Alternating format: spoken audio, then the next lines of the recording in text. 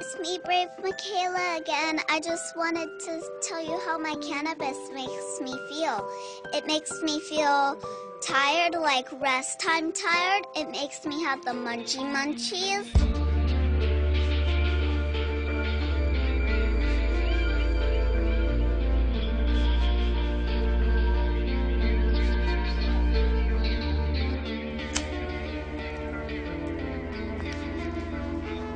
That's an easy day to remember.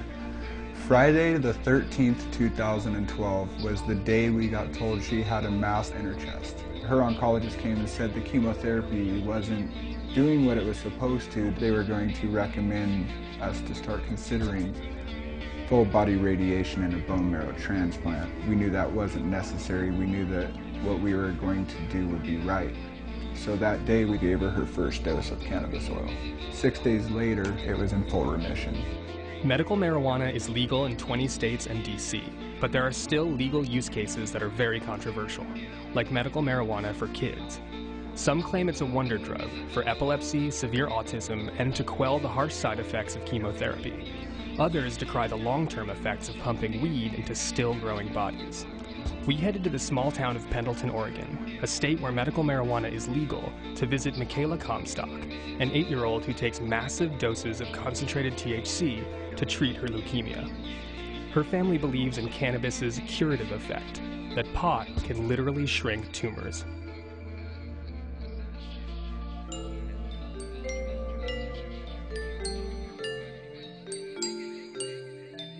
I like lemon. You like just eating? Sour. Hey, that's the dishwasher. I can put bread in the dish. I'm gonna put this croissant in the dishwasher. No, you can't do that. Okay, fine. Where's it go then? That should make it all soggy. Michaela is about to take the THC equivalent of 1/3 of an ounce of the highest grade medical marijuana, roughly 10 bong hits. She does this twice a day. This is bubblegum, and this is orange. And then I give them to Daddy. A lot of people complain about it when they get too high. Too high. The psychoactivity of it is very extreme compared to just smoking a joint. 1 pound will yield between 45 to 80 grams depending on your process. And how often do you take these? Every day. And how do they make you feel? Energized and happy. So I take this and I'll fill up one side of the capsule.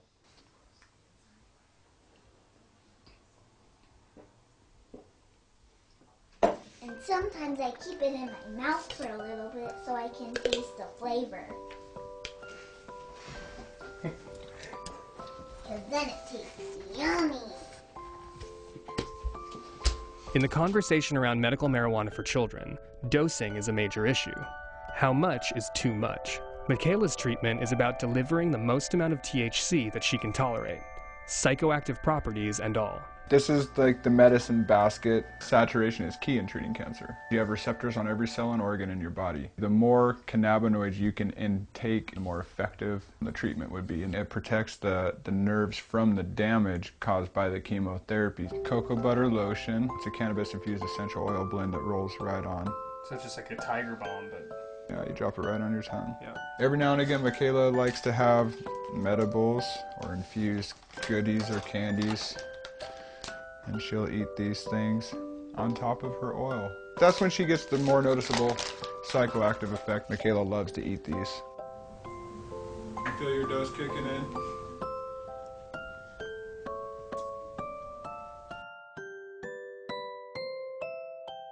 In the absence of any formalized production, the THC oil that Michaela takes is made at Stony Girl Farms in a DIY garage operation. There are a lot of people who, including the federal government, who don't feel that children should have cannabis. But we feel that it's more important to save the child's life than be concerned about the child having THC in their system. Can you guys take us through the process of making the oil? Absolutely. This is our processing area. The trimmings from all of this process, as you see, is going into here is actually what we're going to be making the oil out of. So we'll start by taking this and we'll put it into our food processor and we'll just quickly grind it up. Fire hazard is a very big problem with this. Make sure to do this outside. Don't do it in your kitchen. We're going to put 1 pound of material in this pot, and then we're going to add to that 2 half gallons of 190 proof alcohol. So that's a really intense color, huh? It's a very, very intense color. In fact, there's many, many colors in that. When we start to pour it out, you'll see that there's lots of reds and purples and blues in it as well. It's really quite colorful. Watch the color of this as I pour it. It should be a real reddish color. Now we're going to take this mixture of alcohol and oil and we're going to go ahead and pour it right directly into our Fry Daddy. Look at all those red colors in the center of that. What we're going to do is evaporate these alcohol fumes. We don't want to meet the fire department.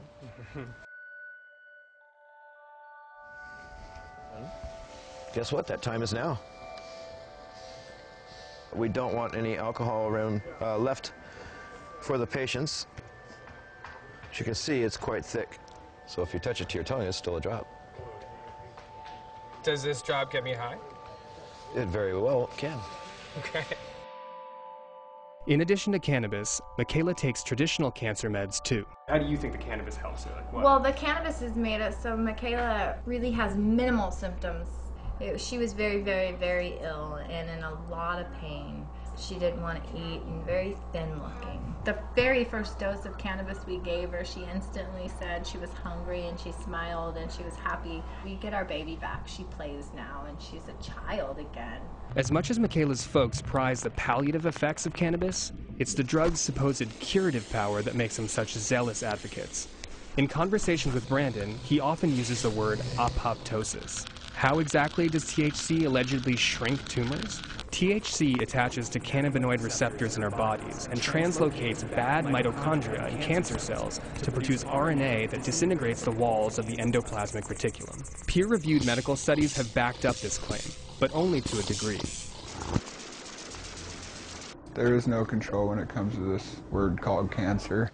The only thing we did have control over was saying no to radiation therapy and yes to giving her cannabis. It won't work for every single person. So every single person's different, and it doesn't just take cannabis. Come to my house at 1. Michaela's become something of a celebrity in the weed world, inspiring other parents to give their sick kids cannabis, including their babies. Abel's first medicine that was introduced to him when we started treating him, cannabis oil infused into organic agave nectar. Hey, Mixer. Hey.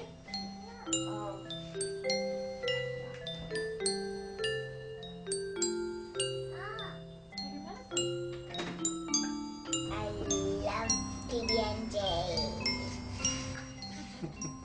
He had stage 3 Wilms tumor. He didn't want to eat, he didn't want to play, he just kind of laid around all day. Then you introduced the cannabis. Yeah, and that day he made like a huge turn. He started eating and playing, and it was completely different. He was screaming, running around the house, you know, barefooted, like just a normal kid. At this point, we should mention that the medical community at large doesn't think that pot can cure cancer, and furthermore that giving weed to kids presents more risk than therapeutic reward. Michaela's oncologist refused to comment on the story and never gave her a prescription for medical marijuana. The dispensary in Portland wrote the prescription, which is perfectly legal. Brandon has a dispensary card that allows him to be the delivering agent of medical marijuana. The way things work in Oregon is that each patient that is prescribed marijuana, even a child, is allowed a caregiver, and a grower to grow 6 plants. Brandon is Abel and Michaela's caregiver. When Michaela first began her cannabis treatment, she moved into Frankie's home clinic. We visited his garage grow room and found another layer in the community of believers in the healing power of weed. You can kind of consider it like an alternative medicine hospital of sorts. Well, like you have inpatients, do you say? Well, we have had a couple, yes. Doesn't necessarily work for everybody. Sometimes we get people too late, and different cancers, different diseases respond differently, and you know, they won't let us do much science on it. So at this point in time, it is really a, if you're pardon the pun, a grassroots movement, you know? We moved here from the state of Alabama to grow medical cannabis. I had a dream of cannabis curing cancer and many diseases. I woke up in the middle of the night, Googled, found a movie called Run From the Cure. I found the information to be compelling. I ran in and woke my wife up and probably sounded and looked like some kind of maniac and told her that cannabis cured cancer. And we started researching, and we researched literally for months because it just sounds so preposterous. The condition against this plant, it's been so thorough for so long that to say that cannabis has any medicinal benefits, much less the ability to heal disease, sounds to people like you have totally gone off your rocker. I guess it took some researching to convince me that, you know, it actually, that there was a possibility that it did cure cancer, which was very profound. And then Michaela came along. Witnessing Michaela go through what she went through and seeing how well she did only further convinced us. Take a look at what other kids look like who are going through similar treatments. I think the evidence is overwhelming. She's the healthiest child on chemotherapy. Yeah. She's a bundle of energy every day, all day long. It's not because of the chemotherapy. I do think it will be proven. You know, we're not legal federally. We're just going to continue to try to do what we feel is the right thing and hope that the federal government will allow us to do so. All right, so we're going to read If a Peacock Finds a Pot Leaf. The 4 Rasta pigs, they were known as medical marijuana patients, but Peter didn't actually know why they needed it. So he decided to stop by and ask. He knocked on the door. "Who's there, man?"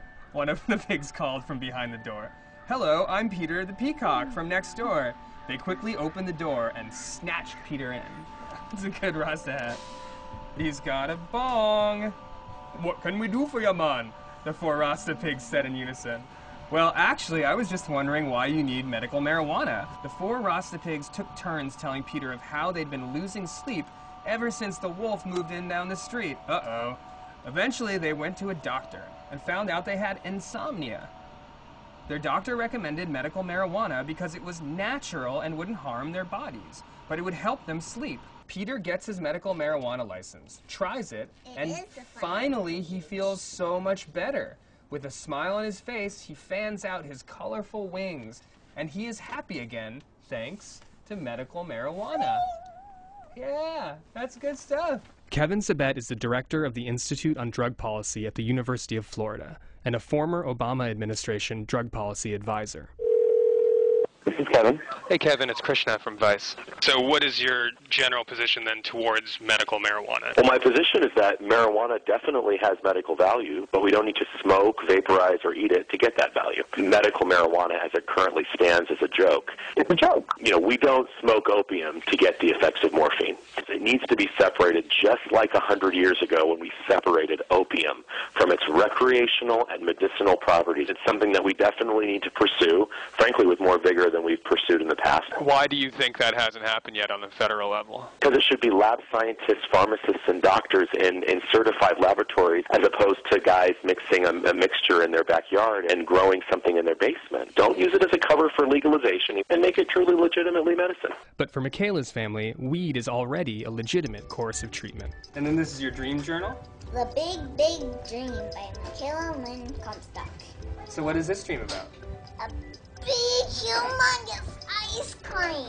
Lime, chocolate, and strawberry bubble gum. I had a dream about a bunch of banana syrup all over ice cream. That's Rocky Road. That's rainbow sherbet, and that's orange sherbet. A bunch of ladybugs are crawling all over me. Oh no, what did that feel like? Ticklish. It was ticklish? Blueberry, root beer, and bubble gum. Big day. We're all getting ready for something. Do you know what that something was? That's a bunch of food plates. Oh. Now the big tree. Now the big tree. The big tree, the big tree. It snapped and broke and fell all the way into the river. It went down the hill, it went down the hill. It went down the hill, roll, roll, roll, roll, roll, into the river, splash! I've got a bit of the giggles. And